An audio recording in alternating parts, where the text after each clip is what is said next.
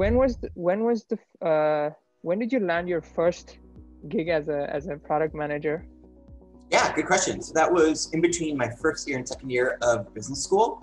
I was in this program at the School of Management at Yale called the Silver Scholars Program, which is basically kind of like an engineering co-op program where you do your first year of core MBA studies and then subsequently spend 1 or 2 or sometimes more years working full-time in a MBA level role. And then subsequently you head back to school, take your electives, and graduate, and then recruit full-time. So I graduated undergrad in 2012, matriculated into that program 2012, 2013, and found my first product job in 2013, working as a product specialist at LegalZoom.com, which is a legal tech company based out here in California. Okay, nice. And what would you say some of the biggest problems you faced in that job search period? Yeah, no, good question. So I think for me, one of the larger challenges was that I didn't necessarily come from a technical background. And I think particularly in the Bay Area, there is a discernible advantage for folks who have technical backgrounds, just in terms of the quantity of jobs that are out there, that where folks who have a technical background or at least are technically fluent have some sort of comparative advantage. And so as a result, since I did not have that at the time, I think for me, the greatest challenge was trying to make sure that I was able to position myself as a competitive candidate, being able to compete along those individuals who had both more experience as well as more technical skills. Right. And so how did you approach that? I mean, so one thing I hear from a lot of first-time PM job seekers is that, they have a hard time landing a lot of interviews. So did you face that similar issue? And if so, how did you overcome it? Yeah, no, good question. Candidly, yes, it was pretty challenging. And I think I probably applied to maybe 350 different jobs in a combination of resume jobs that were on-campus recruiting, cold emails to companies that were on my target list, applying on online job boards like Glassdoor, LinkedIn, Indeed, and also, a fair amount of networking with alumni. And so for me, I think at that time, the highest conversion that I received was through the networking. And recognizing that it was probably one of the more time-intensive channels to find jobs, but I guess the ends sort of justified that means in terms of that's where I was able to get the most traction. And I think part of it is when you're trying to break into an industry or find a new function, what is really important is to sort of take the job hunt as a bit of like an experiment, kind of almost like finding product market fit, where you are trying lots of different channels, you're trying lots of different messaging, you're trying lots of different targets, and then subsequently apply to many of them. Fortunately, there's going to be a bit of a learning curve, but then subsequently you're able to really hone in. And then I think the other really important thing that I tell folks who are breaking into product management or breaking into any function or industry is that your first job hunt is likely going to be your hardest, and every other sequential or subsequent job search is going to become easier and easier.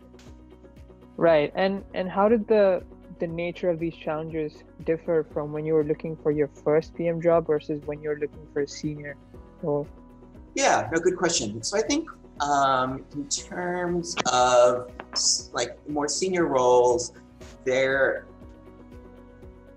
one of the most important qualifications is just your track record as a PM. And so subsequently, all of the The ambiguity or the uncertainty that accompanies a fresh job seeker who doesn't have any work experience and is looking for product management jobs. There's a lot more scrutiny that's loaded on perhaps either your academics or your past internships. Much of that kind of goes away, and it's a lot more focused on your outcomes and sort of a lot more around the behavioral aspects of an interview, as opposed to in the earlier stages, it's going to be much more focused on casing, on making sure that you have really strong fundamentals. Okay. And now that you're a senior product manager, have you interviewed any product managers? I have. I've gone through probably 600 or 700 resumes for product managers and product manager interns. I've interviewed I don't know, maybe 40 or so. So yeah. Nice. And so what do you look for in these resumes and in the interviews? What does a successful candidate have that helps them stand out from the others? That's a good question. So I think for me, I recognize that I come from a non-traditional product manager background because I don't have a technical background. And so I work towards giving folks who come from sort of my similar background benefit of the doubt. I would say that there are a couple of things that I really am looking for. One is, if they do have product experience, that's definitely a plus. If they don't, that's okay. It can be mitigated with other value adds or other attributes and skills. Another thing that I look for is passion and interest, either in the job function or in the domain. So for instance, in job, in sort of like the HR tech jobs world, if I'm interviewing folks for Glassdoor. Additionally, I'm kind of looking for cultural fit. And I think that's really important. Making sure that they would mesh with colleagues, that they would be able to work with all the different stakeholders, because there are lots of stakeholders in larger companies. And I think the last sort of two parts that I'm looking for, one is in general just product sense. If they're product savvy, they have good intuition. And then the last is, the fact that they have, raw talent. Just lots of horsepower, very passionate, very eager to learn, very eager to better themselves. So I think that, one thing that I've learned is that it's important to, hire for talent and train for skills. So, even if somebody doesn't, program or doesn't have, a specific domain expertise, that's something that can be mitigated by just pure interest. Right. And what are some of the biggest red flags that you see when you interview candidates? I think I would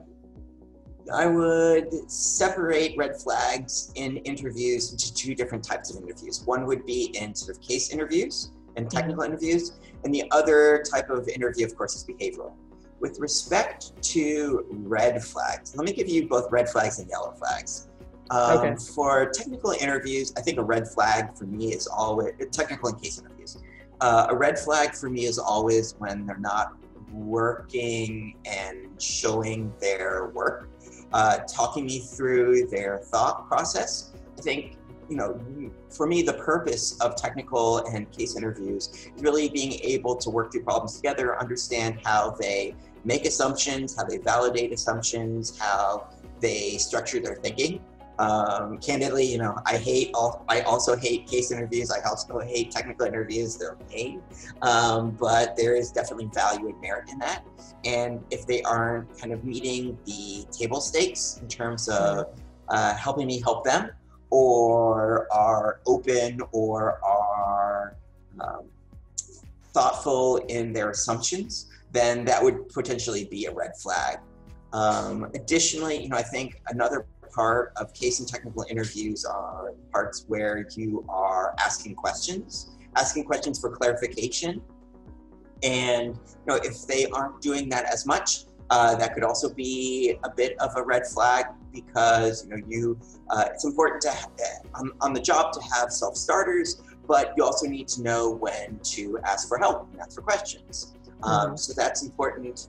I think sort of switching gears to the behavioral side, not so many red flags unless they appear kind of closed, less enthusiastic, distracted, or if they didn't do their homework, in so much as researching company, researching me, those would I only sort of be the biggest red flags. Of course, if they say anything sort of disrespectful or prejudiced against other folks, unfortunately hasn't happened in any of my experience with interviewing other candidates. But I suspect that could be a red flag. Other yellow flags are the degree at which they prepare. I always make sure that I leave time for them to ask me questions. And if they ask questions that are easily Googleable or not super insightful, it's a yellow flag. It shows that they might be preoccupied or they might just not have prepared. There are a whole lot of mitigating factors to that, so it's a yellow flag, not a red flag. But it definitely can contribute to sort of my impression.